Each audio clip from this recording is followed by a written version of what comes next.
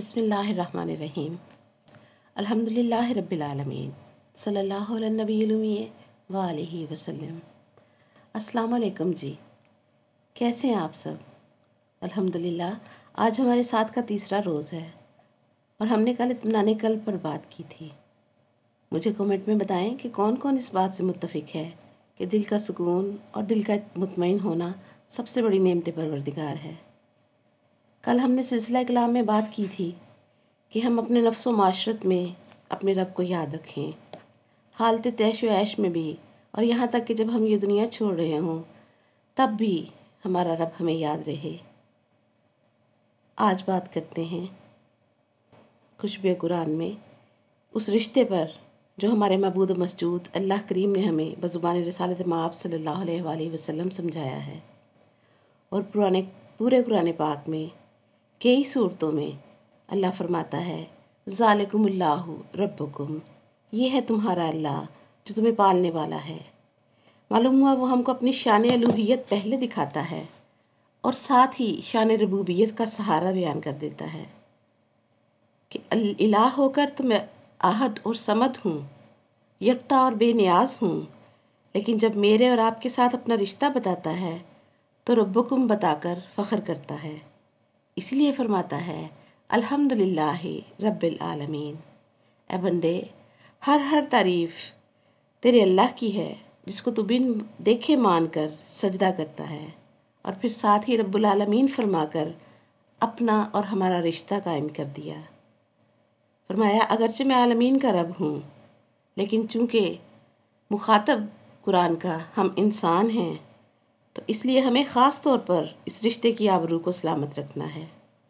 وہ کیسے رکھی جائے، اس کے لیے آئیں سمجھتے ہیں۔ ایک آپ کا نام ہے اور ایک آپ کا اپنی اولاد کے ساتھ رشتہ ہے۔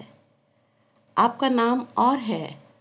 اور رشتے کا نام ماں ہے یا پھر باپ ہے۔ اب اگر اولاد آپ کو رشتے سے پکار کر آپ سے کچھ مانگتی ہے تو مامتا یا باپ کی شفقت کی صورت میں ہمارے اندر یہ جذبہ پیدا ہوتا ہے کہ ہم اپنی اولاد کی طلب کی ہوئی چیز کو پورا کریں، یہاں تک کہ ماں بیمار بھی ہو اور باپ اس طلب کو پورا کرنے کی پوزیشن میں بھی نہ ہو، پھر بھی ہر ممکن کوشش کر کے ہم اپنے بچے کی خواہش کو اور طلب کو اور مانگی ہوئی چیز کو پورا کرتے ہیں۔ لیکن یہی اولاد اگر آپ کو آپ کے ذاتی نام لے کر بلائے اور کچھ مانگے تو یقیناً آپ کو بھی اچھا نہیں لگے گا اور سننے دیکھنے والا بھی اس کو معیوب سمجھے گا۔ بہن اسی طرح سے اللہ کریم نے ہمیں بتا دیا کہ میں ربکم ہوں، میں تمہارا پالنے والا ہوں۔ اب ہمیں کسی حاجت کے لیے اس کو پکارنا ہو یا کسی تکلیف کو دور کرنے کے لیے تو کیا ہم دستے دعا بلند کر کے اسے اس کا نام لے کر پکاریں گے، یا پھر اس رشتے سے پکارنا ادب الہی ہوگا جو اس نے ہمیں خود تعلیم کیا ہے کہ رب ہونے پر وہ فخر کرتا ہے۔ اسی لیے تو اس نے اپنی خوبصورت ترین عبادت کے رکوع و سجود میں بھی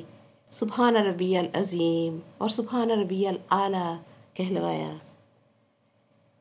کہ وہ پسند کرتا ہے کہ میرا بندہ مجھے رب کہے اور میرا قرب حاصل کرے۔ اس طرح سے اس کو پکارنے سے اس کی بارگاہ میں قبولیت کی شان ہی کچھ اور ہو جاتی ہے کہ پورے قرآن میں ہمیں کوئی بھی نبی، یہاں تک کہ اولو العزم نبی بھی اپنی حاجت طلب کرتے ہوئے اپنے معبود کو اس میں ذات سے پکارتا ہوا نہیں ملتا۔ ہر نبی کی دعا رب سے شروع ہوئی،